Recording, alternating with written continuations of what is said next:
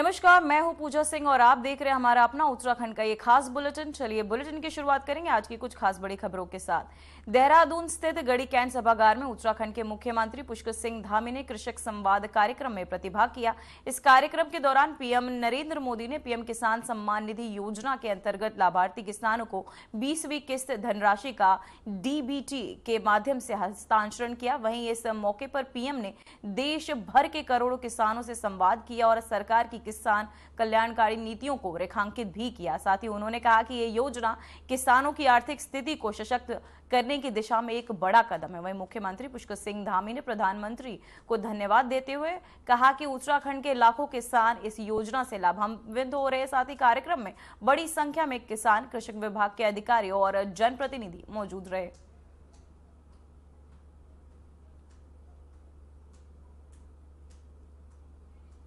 तो वहीं आपको बताते चले पीएम ने जारी की 20वीं किस्त।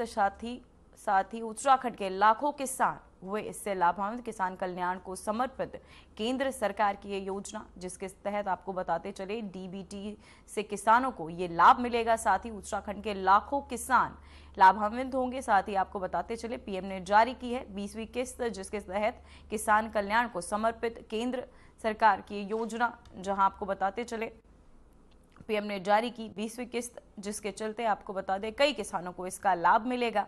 साथ ही उत्तराखंड के लाखों किसानों को इसका लाभ मिलेगा। साथ ही किसान कल्याण को समर्पित केंद्र सरकार की ये योजना, जिसके तहत आपको बताते चले पीएम ने जारी की है 20वीं किस्त। वहीं उत्तराखंड के लाखों किसानों को इससे फायदा होगा। किसान कल्याण को समर्पित केंद्र सरकार की ये योजना, जिसके तहत आपको बताते चले पीएम ने मोदी ने 20वीं किस्त जारी की है, जिसके चलते कई किसानों को इसका फायदा भी मिलेगा, लाभान्वित होंगे। साथ ही आपको बता दें कि किसान कल्याण को समर्पित ये केंद्र सरकार की ये योजना, जिसके तहत आपको बता दें पीएम ने जारी की है 20वीं किस्त।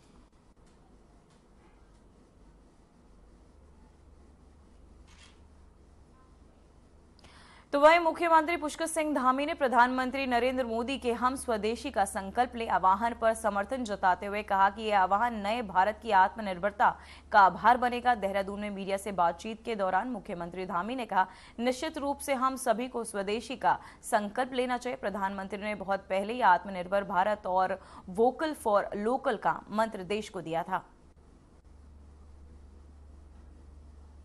निश्चित रूप से हम सबको संकल्प लेना होगा और आदरणीय प्रधानमंत्री जी ने बहुत पहले से ही जो आत्मनिर्भर भारत और वोकल फॉर लोकल का मंत्र देश को दिया था, वो दूरदर्शी हैं। वो पहले ही जानते थे कि देश के अंदर कौन सी चुनौतियां हमारे सामने आ सकती हैं और उन चुनौतियों के लिए देश तैयार है। ये नया भारत है, ये हर प्रकार की चुनौती को पार करेगा, हर चुनौती को अवसर में बदलेगा।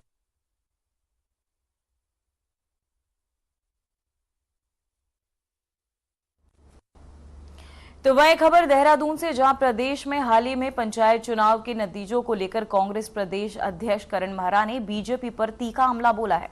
उन्होंने कहा कि बीजेपी के प्रदेश अध्यक्ष अपने ही वार्ड में चुनाव हार गए, जो साफ संकेत है कि जनता अब बीजेपी को पूरी तरह नकार चुकी है।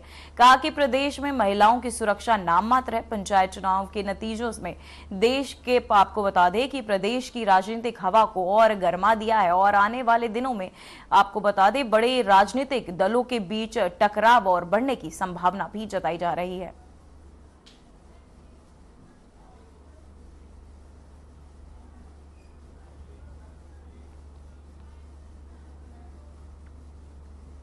बीजेपी खिसियानी खंबा बिल्ली खंबा नोचे कहते हैं। बीजेपी के प्रदेश अध्यक्ष जी अपना वार्ड हार गए।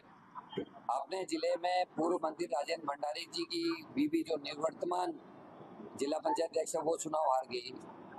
इनकी ही जिले में इनका जिला अध्यक्ष हार गया। इनके विधायक राम सिंह केड़ा जी की बहू हार गई। इनकी विधायक सरिता आर्या जी का बेटा हार गया है। इनके विधायक आदरणीय महेश सिन्हा जी के बेटे चुनाव हार जाते हैं।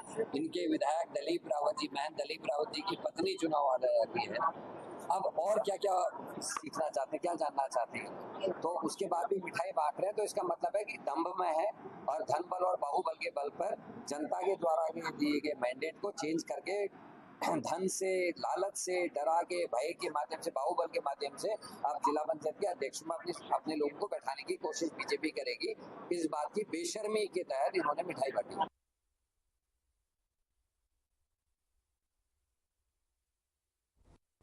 तो वही खबर देहरादून से, जहां जिला पंचायत अध्यक्ष पद को लेकर सरकार ने चुनावी नतीजों के बाद आरक्षण की अंतरिम सूची भी जारी कर दी है। इस सूची में देहरादून सीट को महिलाओं के लिए आरक्षित किया गया है, जिसमें राजनीतिक हलकों में हलचल देखी जा रही है। वहीं सरकार के तहत जारी की गई अंतिम आरक्षण सूची का आपत्तियां आमंत्रित की गई है। वहीं जिन्हें सुनने के बाद 6 अगस्त को अंतिम सूची जारी की जाएगी। वहीं आरक्षण की इस प्रतिक्रिया को लेकर कई दावेदारों में असमंजस की स्थिति भी बनी हुई है। वहीं खासकर उन सीटों पर जहां आरक्षण के चलते समीकरण बदल सकते हैं। वहीं सूत्रों के मुताबिक देहरादून जिले में कई राजनीतिक परिवार इस फैसले से प्रभावित हो सकते हैं और संभावित आपत्तियों के चलते अंतिम सूची में बदलाव भी की संभावनाएं भी जताई जा रही हैं। तो वहीं आपको बताते चले अंतिम सूची हुई जारी, जहां अंतिम सूची जल्द आपको बताते चले घोषित की जाएगी। जहां आपत्तियों को सुनने के बाद 6 अगस्त के बाद ये सूची जारी की जाएगी। वहीं आपको बताते चले अंतिम सूची अब जल्द घोषित भी की जाएगी, जहां जिला पंचायत में आरक्षण जो है लागू किया गया है, जिसके चलते आपको बता दें अंतिम सूची को जल्द घोषित भी किया जाएगा। जहां आपत्तियों को सुनने के बाद 6 अगस्त तक ये सूची जारी की जाएगी।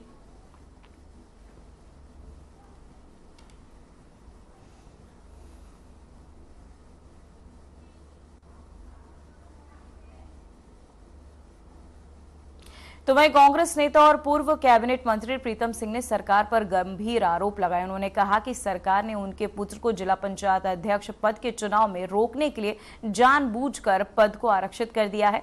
प्रीतम सिंह ने इसे राजनीतिक साजिश बताया और कहा कि ये लोकतंत्र की भावना के खिलाफ है।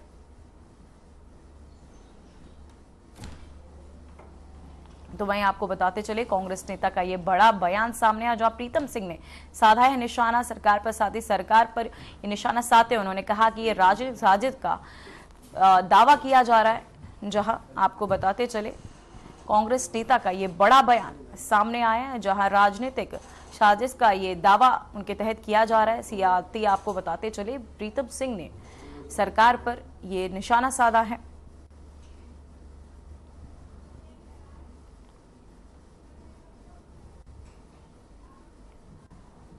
उत्तराखंड राज्य के अंदर जिस दिन से पंचायतों के चुनाव की प्रक्रिया प्रारंभ हुई, उस दिन से चुनाव प्रक्रिया में सरकार द्वारा लगातार भ्रष्टाचार करते हुए आरक्षण से भी छेड़छाड़ करने का काम किया गया।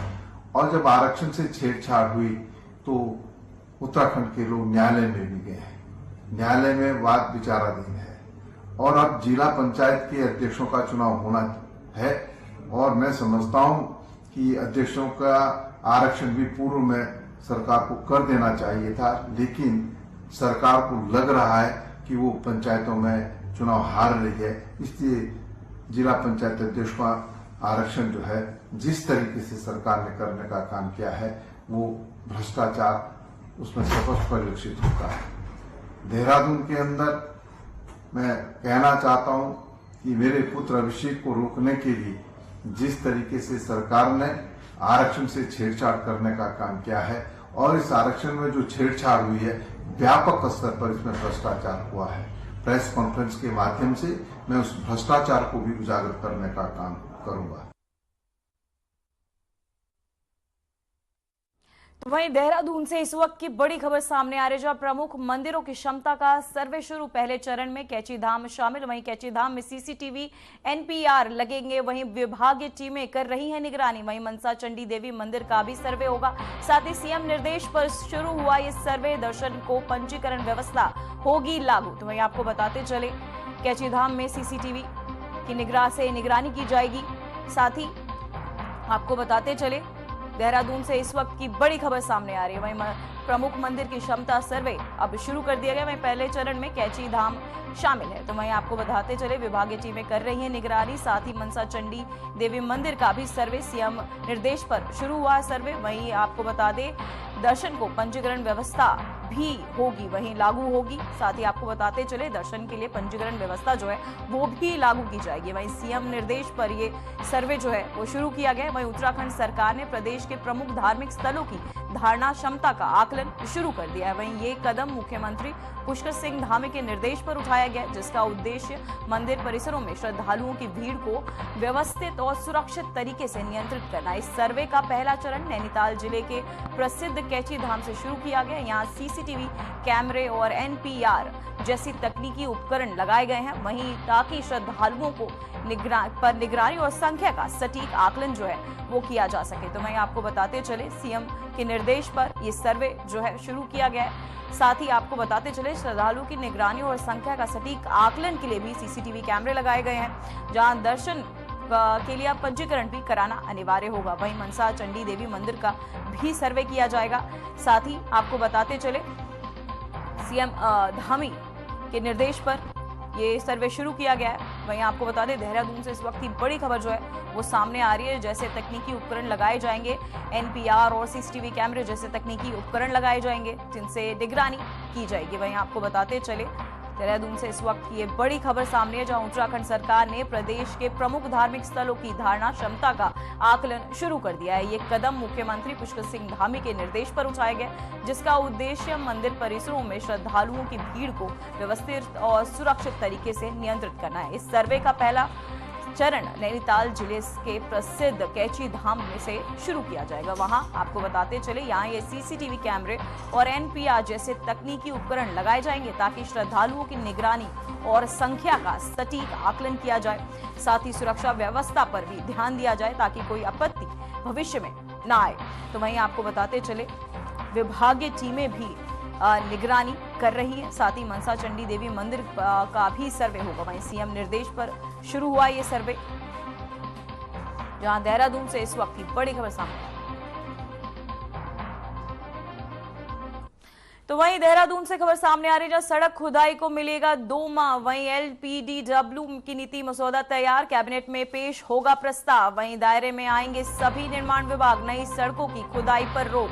तो वहीं आपको बताते चले सड़क खुदाई को मिलेगा 2 माह। वहीं एलपीडब्ल्यूडी की नीति में को लेकर आपको बताते चले नई सड़कों की खुदाई पर अब रोक लगाए गए, दायरे में आएंगे सभी निर्माण विभाग। वहीं कैबिनेट में पेश होगा ये प्रस्ताव। साथ ही आपको बता दें एलपीडब्ल्यू में नीति मसौदा तैयार किया जाएगा, जिसके चलते नई सड़कों की खुदाई पर आपको बताते चले अभी रोक है, दायरे में आएंगे सभी निर्माण के विभाग। वहीं कैबिनेट में ये प्रस्ताव अब पेश हो चुका है। आपको बताते चले देहरादून से इस वक्त की बड़ी खबर सामने आ रही है, जहां कैबिनेट में पेश होगा ये प्रस्ताव, दायरे में आएंगे सभी निर्माण विभाग। सभी नई सड़कों की खुदाई पर रोक लगा दी गई है। वहीं आपको बताते चले नई सड़कों की खुदाई पर अब रोक लगा दी गई है, और साथ ही दायरे में आएंगे सभी निर्माण विभाग। जहां कैबिनेट में आपको बताते चले इसे लेकर अब प्रस्ताव जो है वो पेश कर दिया गया है। वहीं एलपीडब्ल्यूडी में आपको मसौदा जो है वो तैयार कर दिया गया है। साथ ही दायरे में आएंगे सभी निर्माण विभाग।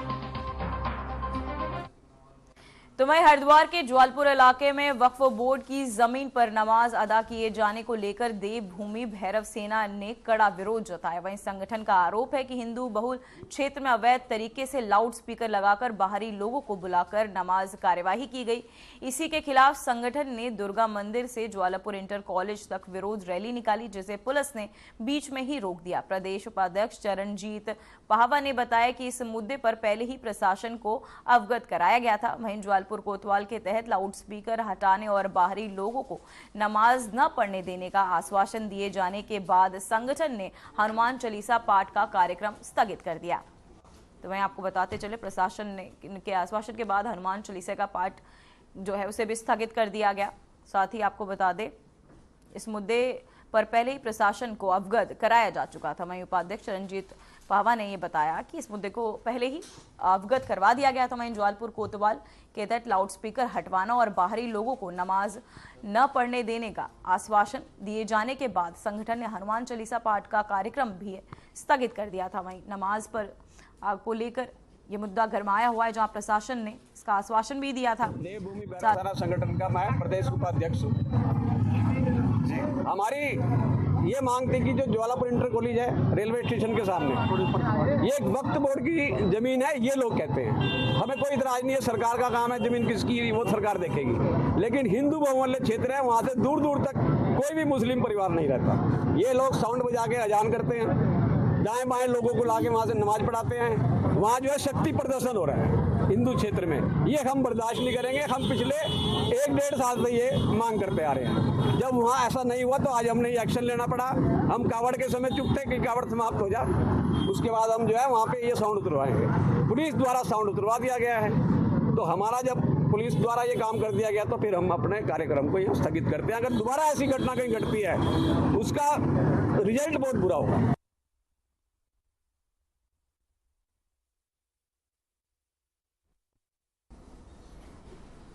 तो वही खबर देहरादून से, जहां भू माफिया पर धोखाधड़ी का एक और मामला दर्ज किया गया। आरोप है कि उनसे अपने साथियों के साथ मिलकर पुष्पांजलि रील्स एंड आपको बता दें इंफ्राटेक कंपनी के खातों में करोड़ों रुपए गायब कर दिए। पीड़ित की शिकायत पर राजपुर थाने में मुकदमा दर्ज हुआ है।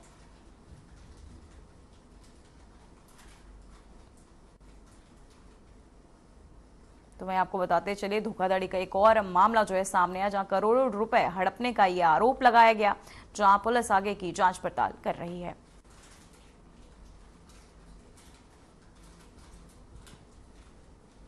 तो वहीं उत्तराखंड सरकार ने वक्फ संपत्तियों पर नियंत्रण पारदर्शिता के लिए एक बड़ा डिजिटल एक्शन प्लान तैयार किया है। वहीं राज्य की हर वक्फ संपत्ति, चाहे वो दुकान हो, मकान हो या जमीन, अब वक्फ उम्मीद पोर्टल पर दर्ज की जाएगी। इस पोर्टल पर संपत्ति की वक्फ संख्या, खसरा खतौनी, कब्जेदार का नाम और किराएदार की जानकारी, बकाया किराया, फोटो और आपको बता दें दानदाता की पूरी डिटेल अपलोड करना अनिवार्य होगा। जहां वक्फ कमेटी सक्रिय नहीं है वहां ये जिम्मेदारी खादिम प्रशासन या केयर टेकर को सौंपी जाएगी। वहीं सरकार की मंशा है कि कब्जों की असलियत खुद मुलतवी और केयर टेकर के सामने आए, वहीं ताकि गलत इस्तेमाल और अतिक्रमण को रोका जा सके।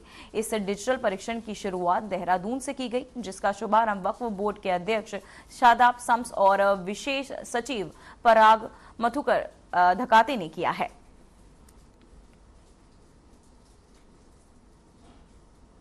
तो वहीं आपको बताते चले, वक्फ संपत्तियों पर अब कार्यवाही लगातार की जा रही है, जिसके चलते एक पोर्टल की शुरुआत भी की गई है। उम्मीद पोर्टल पर अब ये सभी संपत्तियों को अपलोड किया जाएगा, जिससे जानकारी मिलती रहे, वहीं पारदर्शिता बनी रहे, जिसके चलते आपको बताते चले वक्फ संपत्तियों को लेकर कानून बनाया गया है।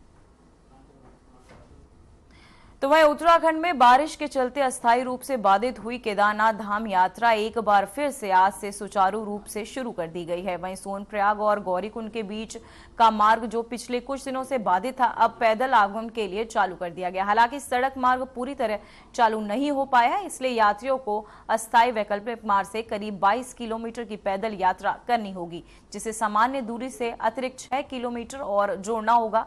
तो वहीं रुद्रप्रयाग के पुलिस अधीक्षक ने बताया कि क्षतिग्रस्त सड़क पर फिलहाल वाहन चलाना संभव नहीं है, लेकिन सुरक्षा इंतजामों के साथ पैदल मार्ग पर श्रद्धालुओं को आगे भेजा जा रहा है। वहीं सोनप्रयाग से ग्रुप में यात्रियों को गौरीकुंड होते हुए केदारनाथ की ओर रवाना किया जा रहा है।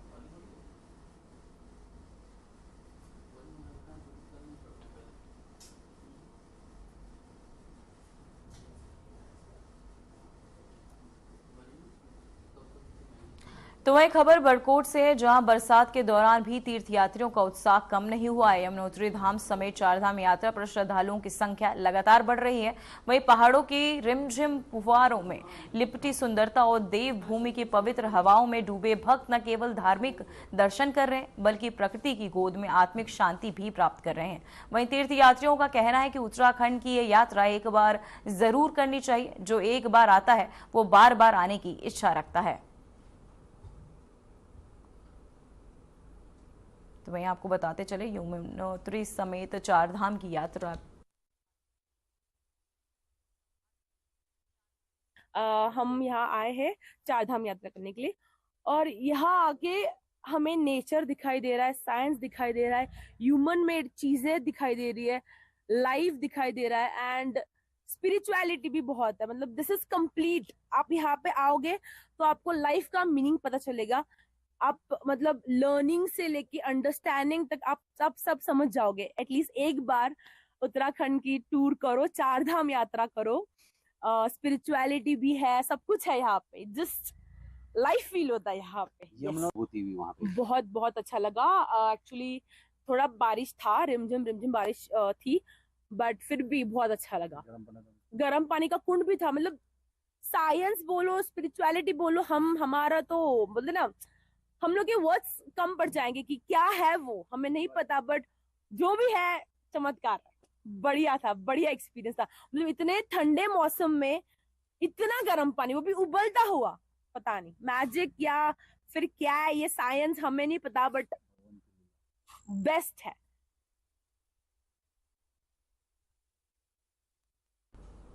तो वहीं आपको बताते चले, चुनाव के प्रत्याशी को सिर्फ एक बार वोट मिला है, जो अब आपको बता दे कि यहां तक कि रिश्तेदारों और पड़ोसियों ने भी उसे वोट नहीं दिया। जानकारी के मुताबिक आपको बताते चले कि लेकिन नतीजा कुछ ऐसा रहा कि जिसने सभी को चौंका दिया। चुनाव में आए प्रत्याशी को सिर्फ एक वोट मिला और अब वो उसका, आपको बता दें, वो उसका खुद का वोट है, यानी किसी अन्य व्यक्ति का नहीं। यहां तक कि रिश्तेदारों और पड़ोसियों ने भी उसे वोट नहीं दिया। जानकारी के मुताबिक ये मुकाबला दो सगे भाइयों के बीच था। एक भाई को जनता का पूरा समर्थन मिला, जबकि दूसरे को पूरी तरह नकार दिया गया।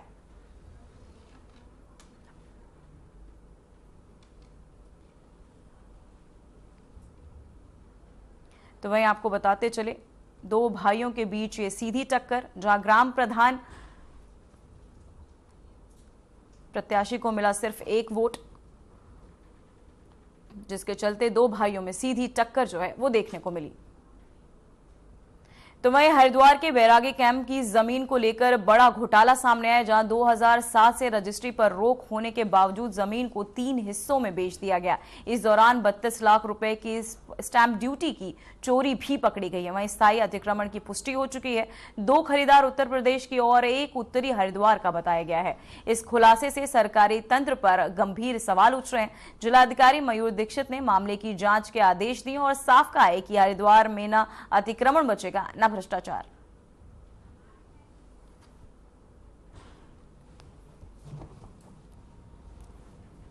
इसमें अभी हमारे पास कुछ ऐसे मैटर्स आए हैं जिसमें जो हमारी कुंभ मेले की जो भूमि है, भले वो बैरागी कैंप में हो या लालजी वाला क्षेत्र में हो या फिर पंतद्वीप में हो, उसके अन्य एरियाज़ में भी कुछ जगह अतिक्रमण की शिकायतें आई हैं। इसमें ऐसी भी शिकायतें आई हैं कि कुछ लोगों ने वहाँ पर स्टैम्प बनाकर ज़मीन खरीदी बेची गई है, और ये सभी को पता है कि कुंभ मेला क्षेत्र में ऐसा कोई भी कार्य करना अलाउड नहीं है। इसी क्रम में हमने एक सूची बनाई है, डिटेल सर्वे किया है पूरे क्षेत्र का, अतिक्रमण हमने चिन्हित कर लिए। उसमें कुछ अतिक्रमण पक्के भी मिले हैं, कुछ अतिक्रमण कच्चे मिले हैं। उन पर हमने नोटिस सिंचाई विभाग के द्वारा सर्व करा दिए गए हैं। नोटिस देने के बाद अभी उनसे पेपर्स मांग रहे हैं, और हमने आज और कल मिलकर हमने वहाँ पे अनाउंसमेंट्स भी कराए हैं, जगह जगह अनाउंसमेंट्स भी करा रहे हैं कि अगर किसी के पास कोई भी लीगल डॉक्यूमेंट है तो वो सिंचाई विभाग को या उप जिलाधिकारी को जरूर प्रस्तुत कर दें। और इसमें मेला प्रशासन भी साथ ही में हमारे कार्य कर रहा है। हम पूरा प्रयास कर रहे हैं कि इस भूमि पर कोई भी तरह का अतिक्रमण आगे भी ना हो, और जो पुराने अतिक्रमण हैं उनको भी हम चिन्हित करके उनके विरुद्ध कार्रवाई करें। सर एक बड़ा सवाल, बिल्कुल, जो मैटर है काफ़ी सीरियस मैटर है, और इसमें हम पूरी विवेचना इसे करेंगे, डिटेल में जाएंगे, और ज़रूरत होगी तो इसमें मुकदमा भी दर्ज करेंगे। और कोई भी जो व्यक्ति सरकारी भूमि पर अतिक्रमण करेगा तो उसके विरुद्ध सख्त कार्रवाई की जाएगी। इसमें समय समय पर माननीय मुख्यमंत्री जी द्वारा निर्देश दिए गए। हमने पिछले कुछ दिनों में ग्रामीण क्षेत्रों में नारसन, रुड़की, भगवानपुर में सभी जगह अतिक्रमण हटाया है, और ये कार्रवाई आगे भी चल जाएगी। फिलहाल बुलेटिन में बस इतना ही। देश और दुनिया की तमाम खबरें देखने के लिए बने रहिए हमारे साथ। नमस्कार।